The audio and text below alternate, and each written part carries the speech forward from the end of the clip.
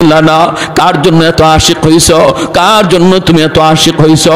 যে নবী তোমার জন্য এত আশিক ছিল, নিজে কষ্ট করছে, এরপর আল্লাহর কাছে নিজের জন্য চায় নাই, তোমার আমার জন্য নিজের স্পেশাল চাওয়াটা আল্লাহর নবী হাসরের মাঠে রাইখা দিছে। যখন সুবহানাল্লাহ। রওজা শরীফে এখন শুয়ে শুয়ে কয় ইয়া উম্মতি ইয়া উম্মতি ইয়া উম্মতি। নবীর কানে যখন এই খবর পৌঁছানো হয়, ওগো নবী আপনার উম্মতের যুবকগুলি আজকে খেলা নিয়ামত, রাতকে রাত তারা অমুক দল তমুক দল পাগল, তাদের চেহারা দেখলে আপনার উম্মত বোঝা যায় না, বোঝা যায় না, চিনা যায় না। তখন কি নবী রওজায় শুয়ে শুয়ে তিনি খুশি হন নাকি কষ্ট পান? কষ্ট পান। নবী তখন কান্দে, নবী তখন কান্দে, না রে উম্মত না, সামনের দিনগুলা কিন্তু ভয়ঙ্কর দিন আসতেছে, বিপদ আসতেছে, বিপদ তড়িৎ গতিতে বিপদ আসতেছে। দুশমনগুলি অস্ত্র নিয়ে নিয়ে আমাদের দিকে ধাগাইতেছে, ধাওয়াইতেছে জবাই করার জন্য, মারার জন্য। আর আমারে আপনারে ভুলায় রাখছে খেলাধুলার মধ্যে ফালাইয়া। কয় তুমি ঘুমায় থাকো খেলার ভিতরে বইরা, আর আমি আইতাছি তোমারে জবাই করার জন্য। অতএব যুবক এখনো সময়, নিজেরে জাগাও, ইমানটারে জাগাও, ঘুম ভাঙ্গো, ঘুম ভাঙ্গাও, এখনই সময় তোমার ঘুম ভাঙ্গাও, নইলে বিপদ থেকে বাঁচার কোনো উপায় আমাদের সামনে। পাঁচ ওয়াক্ত নামাজ পড়া খুব কঠিন কাজ না, সহজ কাজ। আমার নবী জীবনে কোনো দিন জামাত তরক করেন নাই। মায়ার নবী লাঠিতে বর দিয়া না, শুধু দুইজন সাহাবীর কান্দে বর দিয়া পায়ের মধ্যে পা জমিনে লাগাইতে পারেন না, ওই অবস্থায় নবী সাহাবীর কান্দে বর দিয়া মসজিদে হাজির হয়েছে।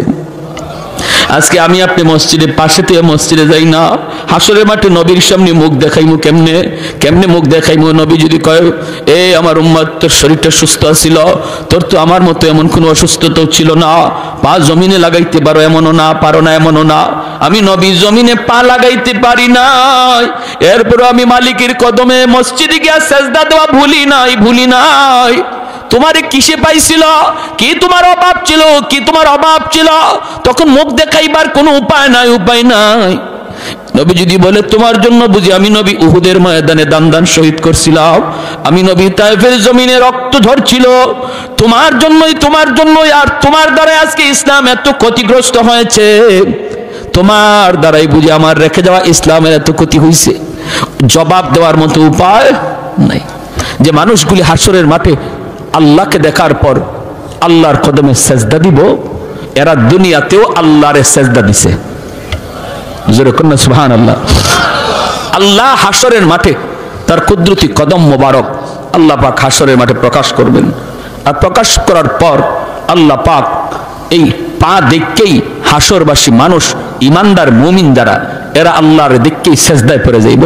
কিন্তু কিছু মানুষ এরা সেজদা করতে চাইব দেখা দেখি, কিন্তু পারবে না, পিছন দিক দিয়ে উপর হয়ে পড়ে যাবে, আবার চেষ্টা করবে, আবার পিছন দিকে পড়ে যাবে, আবার চেষ্টা করে পড়ে যাবে। আল্লাহ এবার বলবে বান্দারে কি হয়েছে তোর? তখন কইব মালিক আমি তো তোমার সেজদা দিতে চাই, পারি না। কেন পারো না? আল্লাহ আমার পিঠ বাঁকা হয় না, মেরুদণ্ডের হাড় লোহার মতো শক্ত হয়ে গেছে। আল্লাহ পাক রব্বুল আলামিন কইব বান্দারে দুনিয়াতে যদি আমি আল্লাহর পায়ের সামনে, আমি আল্লাহর কুদরতি কদমে তোর পিঠটা বাঁকা করতি, আজ হাসরের মাঠেও তোর পিঠ বাঁকা হইতো। তোমার কি কষ্ট লাগে? কয় মালিক কষ্ট লাগে, চোখের পানি ঝরতে ঝরতে রক্ত বের হবে, রক্ত। ও মালিক কষ্ট লাগে, আমার বন্ধু তোমার সেজদা দেয় আমি পারি না, পাশের বাড়ির প্রতিবেশী তোমার সেজদা দেয় আমি পারি না। আল্লাহ পাক রব্বুল আলামিন তখন বলবো বান্দা তোর আজকে কষ্ট লাগে, দুনিয়া তো আমি তোর আচরণ দেখে আমার কষ্ট লাগছিল, চোখের সামনেই তোর সামনেই মানুষগুলো মসজিদে ঢুকছে, আর তুই মসজিদের পার দিয়ে চলে যাইতি, তোর দিকে তাকাইলো আমি আল্লাহর কুদরতি কলিজা, বড় কষ্ট লাগছে, কারণ আমি তোরে নিজের হাতে বানাইছিলাম রে বান্দা, সমস্ত সব কিছু আমি বানাইছি আমি আল্লাহ কুন ফায়াকুন বইলা, জমিন বানাইছি কুন ফায়াকুন বইলা, আসমান বানাইছি কুন ফায়াকুন বইলা, ফেরেশতা বানাইছি কুন ফায়াকুন ফায়াকুন বইলা, কিন্তু তোমাকে আমি কুন ফায়াকুন বইলা বানাই নাই। তোমাকে যখন বানাইছি খালাকতু বিয়াদাইয়া, আমি আল্লাহ নিজের হাতে তোমারে বানাইছি। কারণ তোমার এই চেহারার ভিতরে এত দামি কপাল, যেই কপাল দিয়া তুমি আমার কুদরতি কদমে সেজদা দিবা, এই কপালটার এত দাম, এত দাম। এটা ফেরেশতাদের হাতে বানাইলে হয় না, কোন ফায়াকুন বইলা বানাইলে হয় না। এজন্য আমি নিজের হাতে বানাইছিলাম, নিজের হাতে বানাইছিলাম।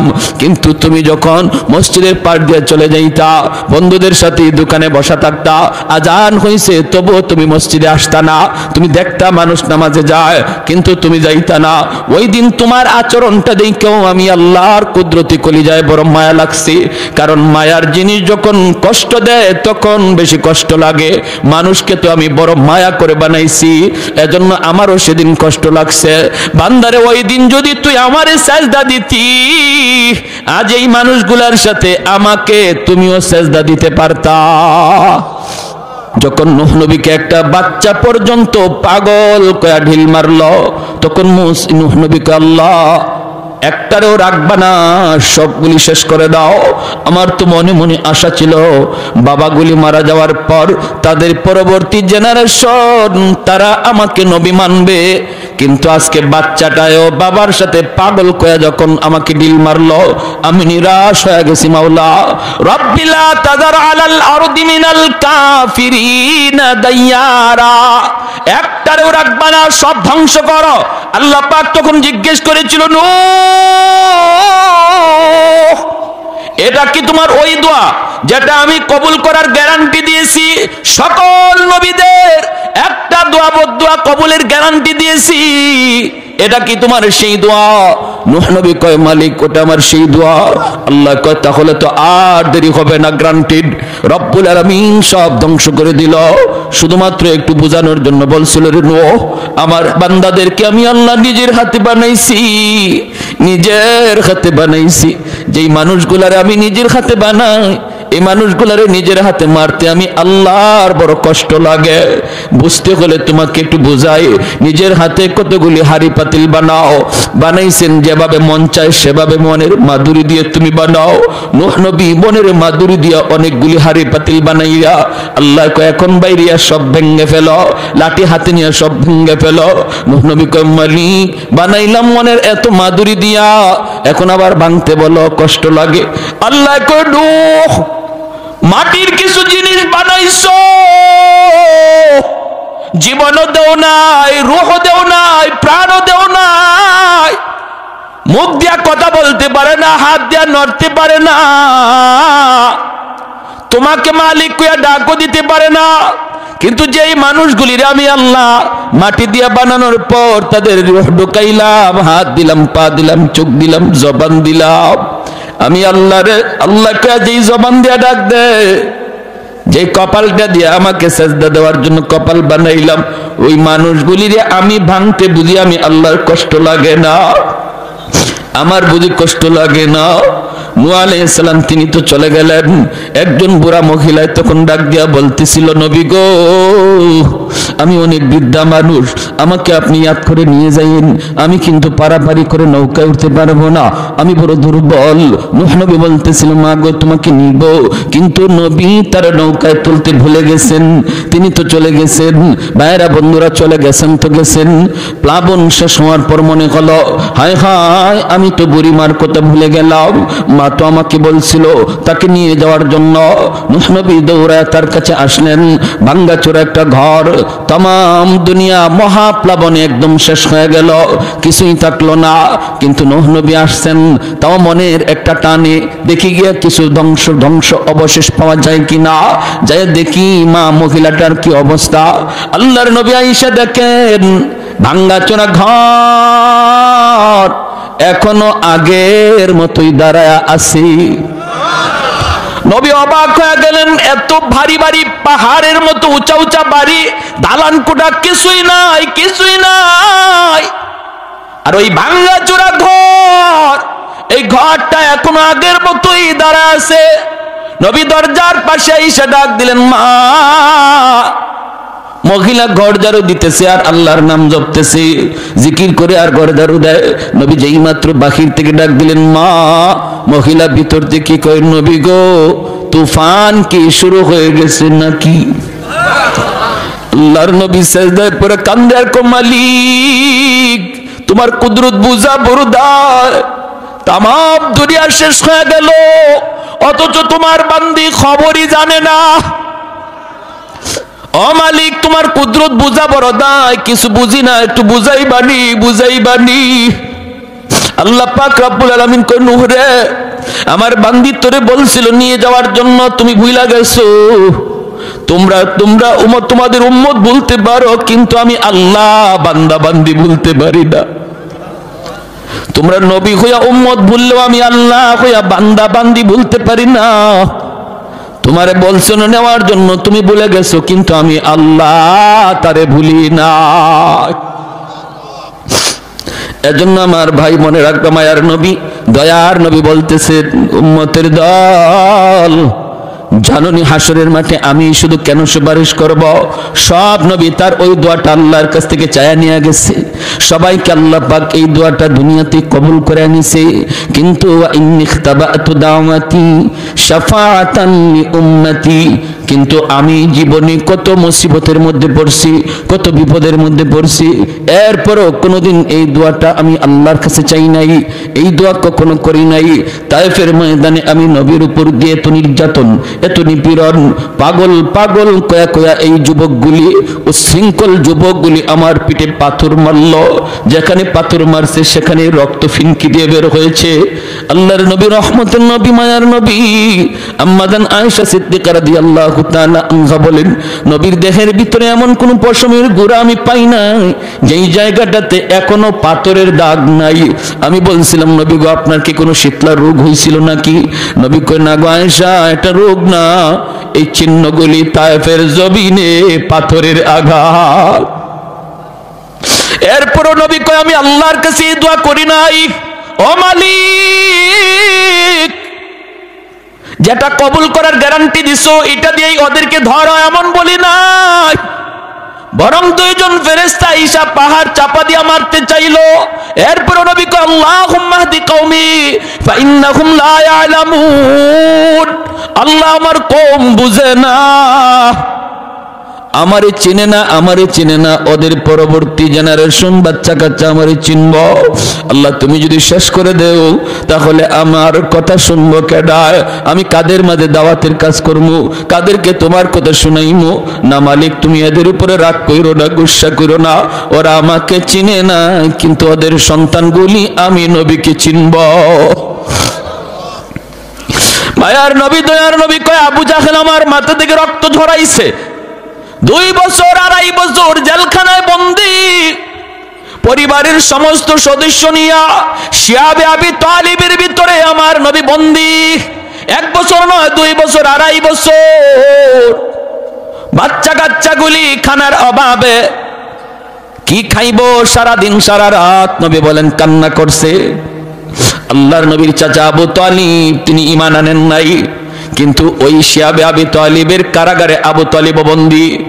মক্কার মানুষগুলি নবীকে যারা যারা সাপোর্ট করছে নবীর বংশের, ওদের সবাইকে এক ঘরে করে ফেলছে। বাহির থেকে খানা দানা বন্ধ, পানি আসা বন্ধ, কথা বলা বন্ধ। কই যারা বন্দী অবস্থায়, এরা কারা? বন্দী অবস্থায় মুসলমানও আছে, অমুসলমানও আছে। কারণ যারা অমুসলমান এরা নবীর গায়ে কাউকে হাত তুলতে দেয় না। যেমন নবীর চাচা আবু তালিব ঈমান আনে নাই, কিন্তু বলছে মক্কার কাফির শুন, আমি চাচা আবু তালিব থাকতে বাতিজার গায়ে টাচ করতে পারবা না। এজন্য আবু তালিবের সাথে তার বংশের, তার গোষ্ঠীর যেই মানুষগুলা ঈমান আনে নাই কিন্তু নবীকে সাপোর্ট দিছে, নবীর গায়ে হাত তুলতে দেয় নাই, ওই সবগুলি মানুষ একসাথে ওরা বন্দী করে ফেলছে।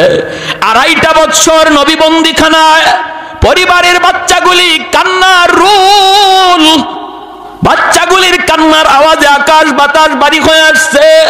মায়ার নবী বলেন মহিলারা বুকের দুধ খাওয়াবে বাচ্চাকে, খানার অভাবে পানির অভাবে বুকের দুধ শুকায় গেছে, গাছের পাতা খায়া খায়া আমি নবী চলছি। তখনও আমি আল্লাহর কাছে ওই দোয়া করি না, আল্লাহ একটা দোয়া কবুলের গ্যারান্টি তুমি দিছো, বিপদ থেকে উদ্ধার করো। এত বড় মুসিবত আমি নবীর উপর দিয়া গেছে, তবু আমি শেষ অস্ত্রটা সারি নাই, এটা রাখছি। ইন্নী খিতাবাতু দাওয়াতি, ইন্নী খিতাবাতু দাওয়াতি, লুকায় রাখছি, লুকায় রাখছি, আমি কেউরে দেখাই নাই। এই শেষ অস্ত্রটা আমি কাউরে দেখাই নাই, সবচেয়ে পাওয়ারফুল অস্ত্রটা আমি কাউরে দেখাই নাই।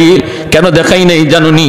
শাফাআতাল্লি উম্মতি, হাসরের ময়দানে আমার গুনাহগার উম্মতের জন্য ওই দোয়ার উসিলায় সুপারিশ করব।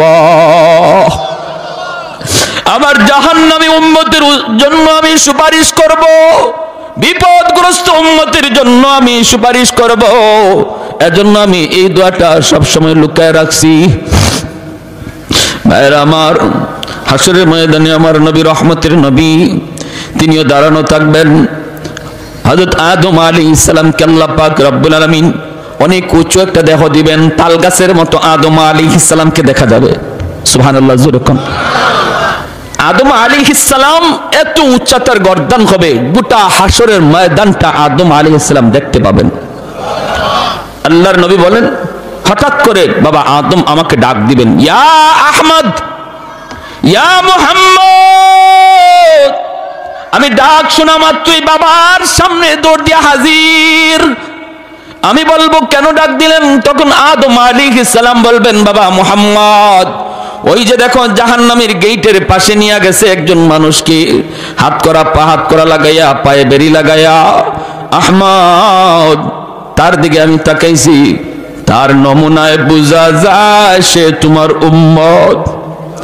একটু পরে জাহান্নামে ফেলায় দিব, যাও। আমি বলতেছি তুমি তাড়াতাড়ি দৌড়ায় যাও, তারে যায় বাঁচাও। আল্লাহর নবী, রহমতের নবী বললেন, বাবা কেমনে বুঝলেন? তিনি বললেন, গুররাম মিনাল আস, গুররাম মুহাজ্জালিনা মিন আসারিল ওযু। আমি দেখতেছি তার ওযুর অঙ্গগুলি চমকাইতেছে, আমি দেখতেছি তার অঙ্গগুলি চমকাইতেছে। হাসরের ময়দানে এই উম্মতের ওযুর অঙ্গগুলি শুধু চমকাবে, আর কোন নবীর উম্মতের অঙ্গ চমকাবে না। এজন্যই চমকানো দেখলেই মানুষ বুঝে ফেলবে ইনি আখেরি নবীর উম্মত। আদম আলাইহিস সালাম বলবে, যাও যাও। আল্লাহর নবী বলেন, আমি সাথে সাথে কোমরের মধ্যে আমার গামছা দিয়ে একটা বান দিব, জোরে দৌড় দেওয়ার জন্য। নবী বলেন, আমি দৌড় দেওয়ার জন্য প্রস্তুতি নেব, এমন জোরে একটা দৌড় দিব, ফেরেশতাদের সাথে আমি পারতেছি না, ওরা তো নিয়ে যাইতেছে। পিছন থেকে ডাকতেছি আর দৌড়াইতেছি, ফেরেশতারা থাম থাম থাম, আমার একটু দেখায় নাও। আমি দৌড়তেছি, দৌড় দিতে যাই, আমি মাঝে মাঝে পইরা যাই, সেখান থেকে আবার উঠে আবার দৌড় দিই। ফেরেশতারা আমার কথায় তারা কান দেয় না। একজনে আল্লাহর নির্দেশ, তারা তাড়াতাড়ি জাহান্নামে লয়ে যাইতাম, আল্লাহর কথার অমান্য করতে পারবো না। মায়ার নবী আবার পিছনে দৌড়াইতেছেন আর ডাকতেছেন, ফেরেশতারা ডাক শোনে না। এক পর্যায়ে আল্লাহর নবী নিরাশ হয়ে গেছেন, নবী বসে গেছেন, আর বুঝি বাঁচাইতে পারলাম না। আসমানের দিকে হাতটা উঠাই আল্লাহর নবী চোখের পানি জড়ায়, আল্লাহ তুমি না বলছিল হাসরের ময়দানে আমার কান্দাইবা না, আমি যা চাইমু তুমি তা দিবা। আল্লাহ তোমার ফেরেশতারা আমার ডাক শুনে না, তোমার ফেরেশতারা আমার কথা শুনে না গো মালিক। আমি এত ডাকতেছি, ওরা আমার ডাক শুনে না। আল্লাহ পাক ফেরেশতাদেরকে বলবে, ইয়া মালাইকা। আল্লাহ তখন ডাক দিবে, ফেরেশতারা থাম, পিছনে আমার বন্ধু দৌড়াইতেছে, একটু পিছনে তাকা, পিছনে হাবিবুল্লাহ, আমি আল্লাহর বন্ধু। সাথে সাথে ফেরেশতারা থেমে যাবে। আল্লাহ নবী, রহমতের নবী কাছে যাবেন, যায় বলবেন, কি হয়েছে তার? নেকির পাল্লা হালকা, গুনার পাল্লা ভারী। আল্লাহর নবী বলবেন, আবার আমার সামনে একটু দাড়ি পাল্লা ওজন দাও। ফেরেশতারা আবার যখন দাড়ি পাল্লা ওজন দিবে, নেকির পাল্লাটাতে মায়ার নবী তার কালেমার কাগজ নবী নিজের হাতে দিয়ে দিবে। এই কাগজের টুকরাটা রাখা মাত্রই নেকির পাল্লা ভারী হয়ে যাবে। कौनैन मुख्तार खुदा तुमको बनाया, कौनैन मुख्तार खुदा तुमको बनाया, उम्मत का निगाहबान खुदा तुमको बनाया, उम्मत का निगाहबान खुदा तुमको बनाया। मौला मेरा आका मेरा रहमत की नबी है, तजदार मदीना है तो बाग़े अरबी है, तजदार मदीना है तो बाग़े अरबी है। अशजार न देते हैं नबूवत के शहादात, तशकीक कमर में है तो अंगुल की इशारात, तशकीक कमर में है तो अंगुल की इशारात। एक तो जोरे शुरे बोलें अल्लाहु अकबर, और एक तो जोरे अल्लाहु अकबर। ए যুবক, ওই নবীরে বুঝে এখনো তুমি চিনলা না। এই নবীর তরিকা সাইরা, নবীর নমুনা সাইরা তুমি কার নমুনায় চলতেছো, কার নমুনায় নিজেরে বানাইতেছো, একটু বুঝে তুমি ভাবলা না, একটু বুঝে চিন্তা করলা না। তোমার নবীরে শুধু মানুষে চিনছে তা না, হায়ওয়ানাত চিনছে। যখন সুবহান, আমার নবী রহমতের নবী মাত্র দুনিয়া আসছেন, মক্কার পাশের এলাকা থেকে মহিলারা মক্কার উদ্দেশ্যে রওনা দিল, বাচ্চা পয়সার বিনিময়ে নিয়ে যাবে। তখনকার সময় সিস্টেম ছিল। অসুবিধা হইতেছে আপনাদের? মনোযোগ আছে কার কার? একটু হাত তুলে আল্লাহকে দেখান। আল্লাহ তুমি প্রতিটা হাতকে কবুল করো, জোরে বলি আমিন। যুবক মনোযোগ দিয়ে শোনো, নবীর কাহিনী শোনো, নবীর ঘটনাটা শোনো, দিলের ভিতরে একটু মহব্বত বসাও।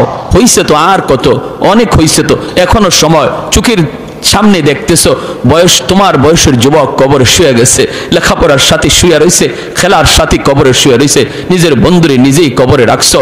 অতএব এখনো সময়, এখনই সময়, আর অবহেলা করো না, অবহেলা আর করো না।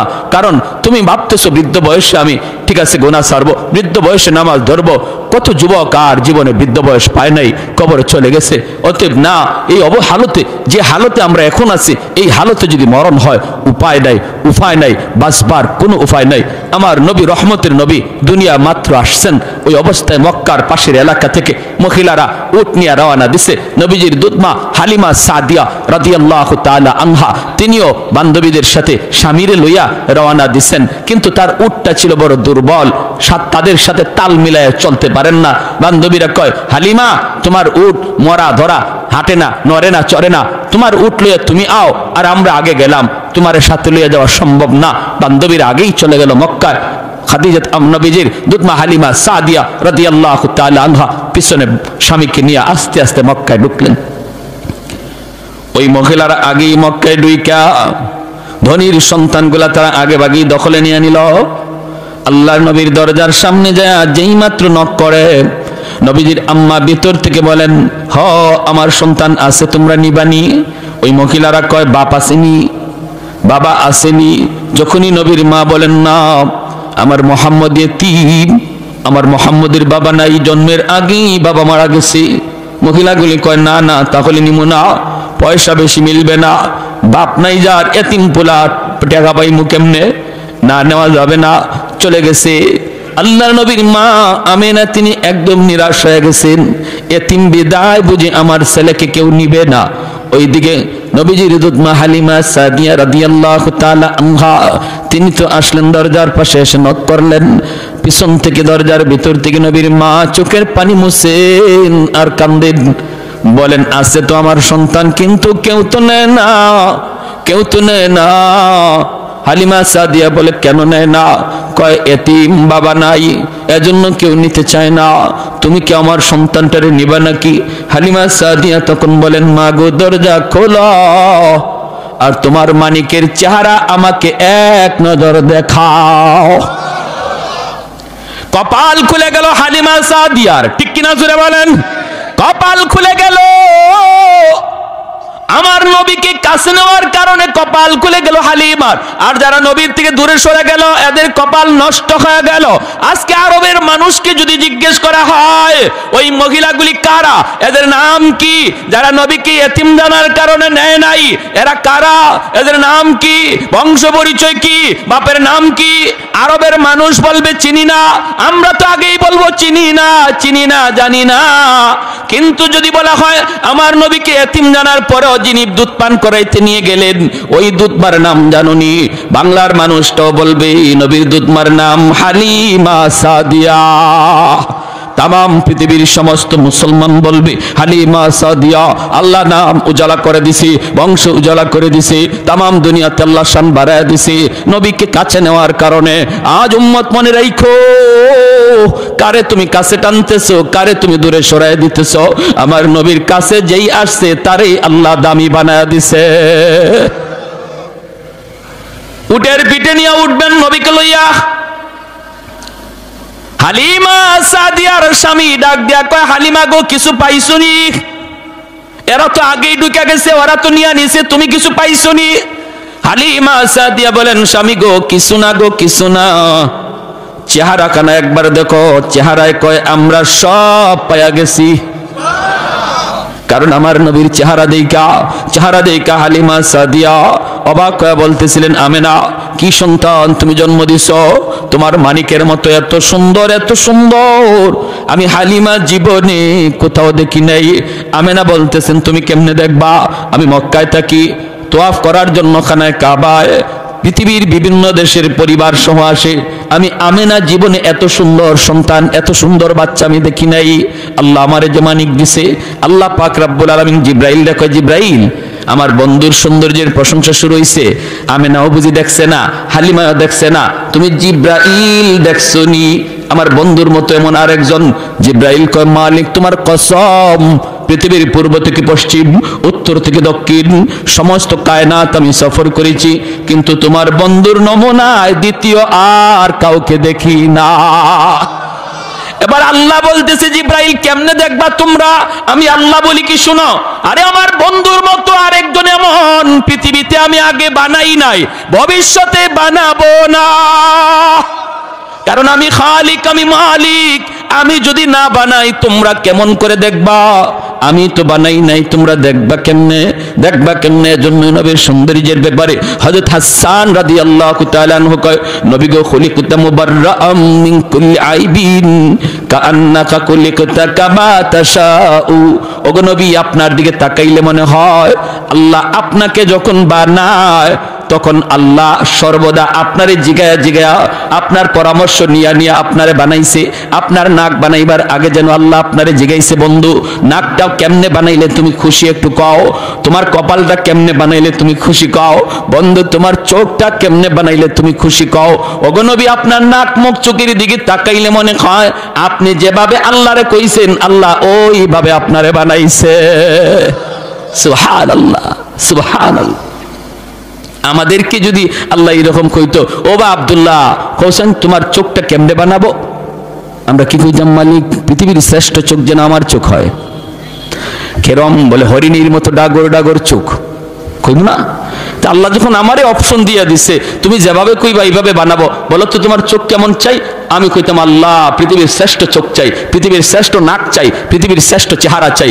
আল্লাহর নবীর সাহাবী কয় নবী গো আপনার দিকে তাকাইলে এমনই মনে হয় আল্লাহরে আপনি যেভাবে কইছেন আল্লাহ এইভাবে আপনারে বানাইছে। সুবহানাল্লাহ। হালিমা সাদিয়ার স্বামী বলতেছে হালিমা কিছু পাইছো? না গো স্বামী চেহারা দেখো, চেহারা দেখলে মনে হয় সব পেয়ে গেছি।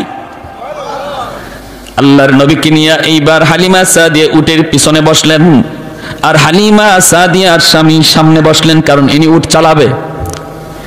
খাসাইসুল কুবরা নামক কিতাবের ভিতরে লিখেন যেই মাত্র আল্লাহর নবীকে নিয়ে তিনি পিছনে বসছেন আর স্বামী সামনে বসছেন, এরপরে স্বামী বলতেছে উট চল বাড়িতে যাব, কিন্তু উট নড়ে না, চড়ে না, বসা থেকে উঠে না।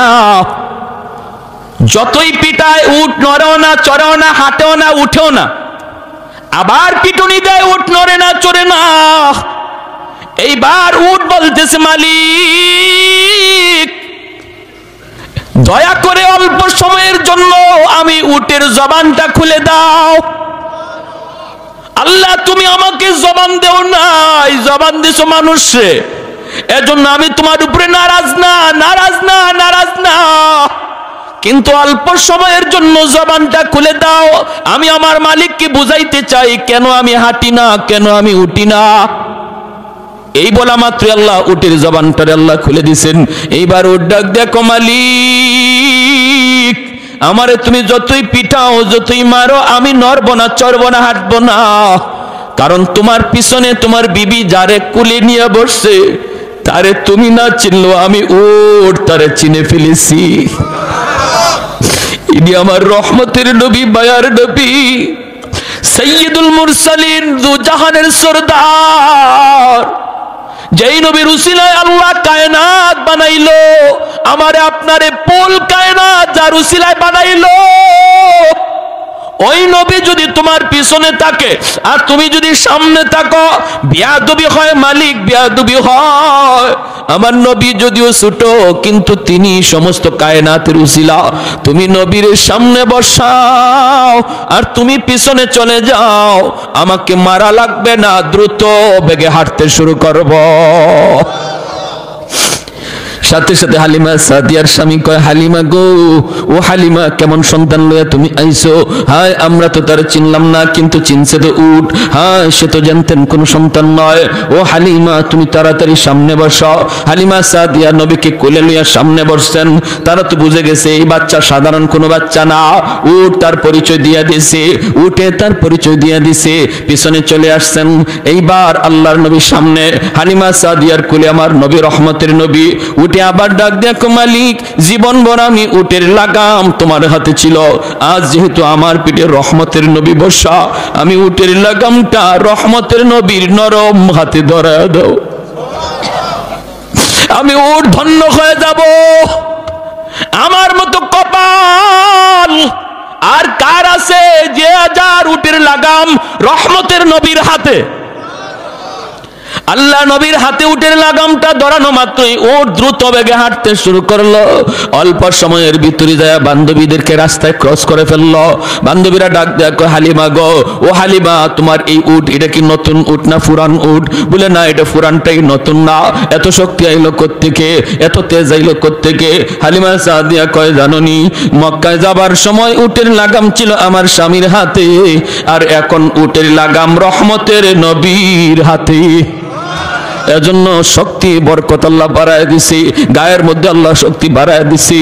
এর যুবক, এখনো বুঝি তুমি তোমার নবীর চিনলা না? কার জন্য এত আশিক হইছ? কার জন্য তুমি এত আশিক হইছ?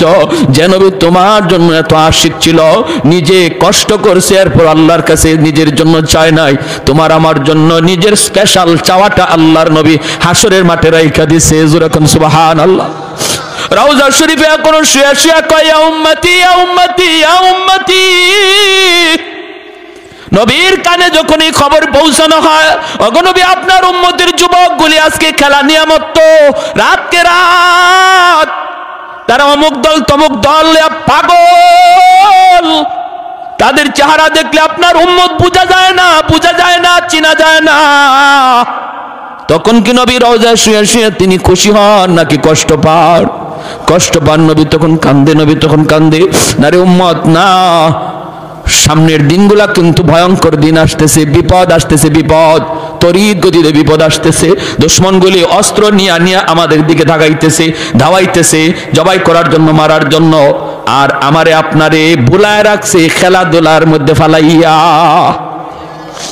তুমি ঘুমায় থাকো খেলার ভিতরে বইরা, আর আমি আইতাছি তোমারে জবাই করার জন্য।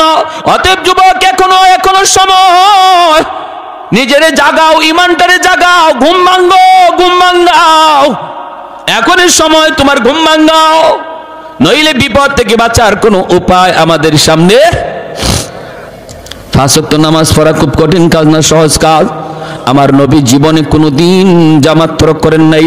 মায়ার নবী লাঠিতে বর দিয়া না, শুধু 2 জন সাহাবীর কাঁধে বর দিয়া পায়ের মধ্যে পা জমিনে লাগাইতে পারেন না, ওই অবস্থায় নবী সাহাবীর কাঁধে বর দিয়া মসজিদে হাজির হয়েছে। আজকে আমি আপনি মসজিদের পাশে থেকে মসজিদে যাই না, হাসরের মাঠে নবীর সামনে মুখ দেখাইমু কেমনে?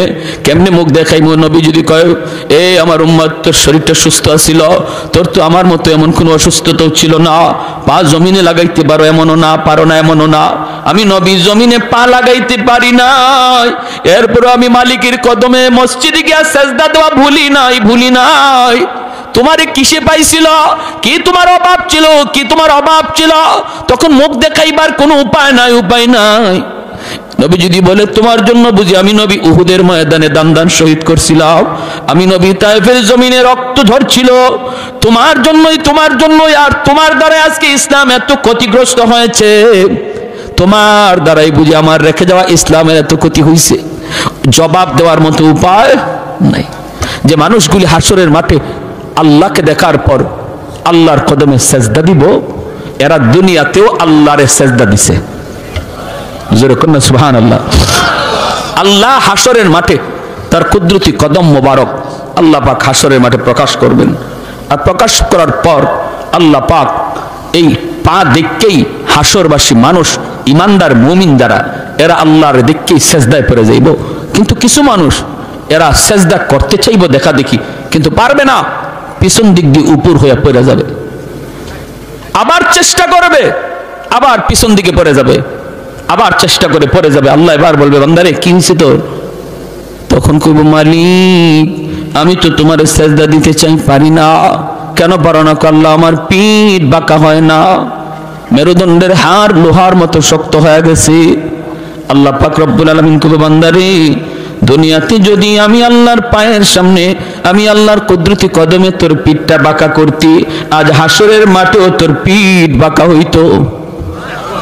তোমার কি কষ্ট লাগে? কয় মালিক কষ্ট লাগে, চোখের পানি ঝরতে ঝরতে রক্ত বের হবে, রক্ত। ও মালিক কষ্ট লাগে, আমার বন্ধু তোমারে সেজদা দেয়, আমি পারি না। পাশের বাড়ির প্রতিবেশী তোমারে সেজদা দেয়, আমি পারি না। আল্লাহ পাক রব্বুল আলামিন তখন বলবো, বান্দা তোর আজকে কষ্ট লাগে, দুনিয়াতে আমি তোর আচরণ দেখে আমার কষ্ট লাগছিল, চোখের সামনেই তোর সামনেই মানুষগুলো মসজিদে ঢুকছে, আর তুই মসজিদের পার দিয়ে চলে যাইতি, তোর দিকে তাকাইলো আমি আল্লাহর কুদরতি কলিজা, বড় কষ্ট লাগছে, কারণ আমি তোরে নিজের হাতে বানাইছিলাম রে বান্দা, সমস্ত সব কিছু আমি বানাইছি আল্লাহ, আমি আল্লাহ কুন ফায়াকুন বইলা, জমিন বানাইছি কুন ফায়াকুন বইলা, আসমান বানাইছি কুন ফায়াকুন বইলা, ফেরেশতা বানাইছি কুন ফায়াকুন বইলা, কিন্তু তোমাকে আমি কুন ফায়াকুন বইলা বানাই নাই। তোমাকে যখন বানাইছি খালাকতু বিয়াদাইয়া, আমি আল্লাহ নিজের হাতে তোমারে বানাইছি, কারণ তোমার এই চেহারার ভিতরে এত দামি কপাল, যেই কপাল দিয়া তুমি আমার কুদরতি কদমে সেজদা দিবা, এই কপালটার এত দাম, এত দাম, এটা ফেরেশতাদের হাতে বানাইলে হয় না, কুন ফায়াকুন বইলা বানাইলে হয় না। এজন্য আমি নিজের হাতে বানাইছিলাম। কিন্তু তুমি যখন মসজিদের পার দিয়ে চলে যাইতা, বন্ধুদের সাথে দোকানে বসা থাকতা, আজান হইছে তবুও তুমি মসজিদে আসতা না, তুমি দেখতা মানুষ নামাজে যায়, কিন্তু তুমি যাইতা না। ওই দিন তোমার আচরণটা দেখেও আমি আল্লাহর কুদরতি কলিজায় বড় মায়া লাগছে, কারণ মায়ার জিনিস যখন কষ্ট দেয় তখন বেশি কষ্ট লাগে। মানুষকে তো আমি বড় মায়া করে বানাইছি, এজন্য আমারও সেদিন কষ্ট লাগছে। বান্দারে ওই দিন যদি তুই আমারে সেজদা দিতি, আজ এই মানুষগুলার সাথে আমাকে তুমিও সেজদা দিতে পারতা। তাহলে বলুন, হাসরের মাঠে চোখের পানির বদলে রক্ত ঝরবে, তারপরে কোনো লাভ আছে? কোনো লাভ নাই। এখন যদি বুঝি, এই কথাটা যদি বুঝি, তাহলে এখন লাভ। আর এখন না বুঝা হাসরের মাঠে চোখের পানি ফালাইতে ফালাইতে রক্ত বের হবে, এরপর বিন্দু পরিমাণ লাভ নাই। আল্লাহ বলবেন, খুজুহু ফাগুল্লুহু সুম্মাল জাহিমা সাল্লুহু, ওরে 70 গজ জিঞ্জির দিয়া বাঁধো। জাহান্নামের ফেরেশতাকে আল্লাহ বলবেন, 70 গজ জিঞ্জির দিয়া বাঁধো, তারপরে জাহান্নামে নিক্ষেপ করো। সেদিন আল্লাহ এতটাই নারাজ থাকবেন। প্যারে হাজিরিন, এজন্য এখনই তওবা করার সময়, আল্লাহ যা করছি ভুল করছি, মালিক আর ভুল করবো না, এই কথা বলে আল্লাহর কাছে কান্দাকাটি করা, আর মসজিদে ঠিক মতো নামাজটা আদায় করা। আর যুবক, তোমার হাতে ধরে পায়ে ধরে বলি, আমোদ ফুর্তি বিনোদন করবা, ইসলামে অনুমতি আছে, কিন্তু যেটা নাজায়েজ, যেটা হারাম, এই বিনোদন করা যাবে না, এর ধারে কাছেও যাবে না। যেই বিনোদনে আল্লাহ নারাজ হয় এর ধারে কাছেও যাওয়া যাবে না। আল্লাহকে আপন ভাবো, আল্লাহকে আপন ভাবো। হ্যাঁ, ভুলবশত যদি একটা ভুল হয়ে যায় সাথে সাথে অনুতপ্ত হও, আল্লাহর কাছে লজ্জিত হও, আল্লাহ আমি একটা অন্যায় করে ফেলছি, আল্লাহ এটা আমার করা ঠিক ছিল না, আল্লাহ তুমি মাফ করো। তাহলে আল্লাহ খুশি হয়ে যাবে। তোমাকে মসজিদে পাওয়া যায় না কেন? তোমাকে মুরব্বীদের শ্রদ্ধা করতে দেখা যায় না কেন? তোমাকে বাপ মার সেবা করতে পাওয়া যায় না কেন? তুমি যদি এই কাজগুলো সহিভাবে আদায় করো আর আল্লাহকে মাইনা চলো, তখন তো আল্লাহ তোমার উপর রাজি হইয়া এই যৌবন কালের বয়সটাকে আল্লাহ ওলির খাতায় নাম লিখাইয়া দিবে। কারণ এই জমিনে যত আল্লাহর ওলি হয়েছেন সবাই যৌবনে আল্লাহর ওলি হয়েছেন, আর যৌবন কালটা হলো আল্লাহর ওলি হওয়ার বয়স। যৌবন কালটা আল্লাহর ওলি হওয়ার বয়স। কারণ বুড়া মানুষ, বৃদ্ধ মানুষ চাইলেই একটা গুনাহ করতে পারবে না, কারণ তার গায়ে শক্তি নাই। বৃদ্ধ মানুষ চাইলেই একটা অন্যায় কাজ করতে পারবে না, শক্তি নাই। একজন বৃদ্ধ মানুষ যদি বলে আমি ডাব গাছে ডাব চুরি করি না, আর একজন যুবক যদি বলে আমিও ডাব চুরি করি না, দুইজন সমান না বেশ কম আছে? বৃদ্ধ মানুষটারে যদি বলা হয় চাচা আপনি ডাব চুরি করেন না, এটা তো ভালো কথা, ডাব গাছে উঠতে পারেননি, খবর না ডাব গাছে তো উঠতেই পারি না। তো আপনি ডাব গাছে উঠতেই পারেন না, ডাব চুরি করেন না, ভালো কথা। যুবককে জিজ্ঞেস করলো তুমি যে ডাব চুরি করো না, ডাব গাছে উঠতে পারো? কয় না, শুধু উঠতে পারি না, ডাব গাছে বইসা ডাব খাইতেও পারি। ঠিক না? গাছে বইয়া ডাব খাইতেও পারি। তাহলে দুইজনের না করাটা এটা কি সমান না বেশ কম হইল? বেশ কম। এজন্যই নবী বলেছেন লা ওয়ারা কাল কাফি, যার ক্ষমতা আছে গুনাহ করার, যার ক্ষমতা আছে অন্যায় করার, যার সুযোগ আছে রাতের অন্ধকারে চুরি করার, আরেকজনে হাঁস চুরি করার, একজনে ছাগল মুরগি চুরি করার, একজনে ডাব চুরি করার, জিনা করার, ব্যভিচার করার, গানের আসরে যাওয়ার, যাত্রার প্যান্ডেলে যাওয়ার, বন্ধুদের সাথে যার সুযোগ রয়েছে, এরপরেও যেই যুবক আল্লাহর ভয়ে যায় না, আল্লাহর ভয়ে যায় না, যৌবনকে কন্ট্রোল করে রাখে, না আমি পাগলামি করব না, যৌবন আল্লাহ আমারে পাগলামির জন্য দেয় নাই। বন্ধুদের সাথে যার যাত্রার আসরে যাওয়ার সুযোগ ছিল এরপরও যায় না আল্লাহর ভয়ে, নবী বলেন লিখে রাখো সেই তোমাদের ভিতরে আল্লাহর ওলি হয়ে গেছে, সে আল্লাহর ওলি হয়ে গেছে। এজন্য যুবক এই বয়সটা হলো ওলি হওয়ার বয়স, একটু নিজের কন্ট্রোল করো। যৌবন এটা ছুটবেই, একদিকে না একদিকে ছুটবেই পাগলা ঘোড়ার মতো। এটার নিয়ন্ত্রণ তুমি করো, ড্রাইভ করো তুমি, যে না আমার এই চলন্ত গাড়িকে আমি রং সাইডে দৌড়াবো না, সঠিক লাইনে দৌড়াবো। দাওয়াতে তাবলীগ ওয়ালাদের সাথে সময় দাও, উলামায়ে কেরামের সাথে সময় দাও, মাদ্রাসার ছাত্রদের সাথে সময় দাও। যে ছেলেটা নামাজ পড়ে না, নেশা করে, গাঞ্জা খায়, ইয়াবা খায়, আল্লাহর দোহাই ওর থেকে দূরে সরে যাও, ওর থেকে দূরে সরে যাও। তুমি ভালো করে সন্তান, খারাপ হয়ে যাবা। তোমার বাবা ভালো, তোমার মা ভালো, তোমার বংশ ভালো, কিন্তু সঙ্গগুণে তুমি খারাপ হয়ে যাবা। তুমি সঙ্গ ছেড়ে দাও, ভালোদের সঙ্গ ধরো, নামাজি একটা মানুষের সাথে চলো, দেখবা আল্লাহ তোমাকে নামাজি হিসেবে কবুল করবে, আর যৌবনকালেই তোমার নাম ওলির তালিকায় লেখা হয়ে যাবে। আল্লাহ আমাদের সবাইকে এই অল্প কথাগুলোর উপর আমল করার তৌফিক দান করুন। সবাই বলে আমিন।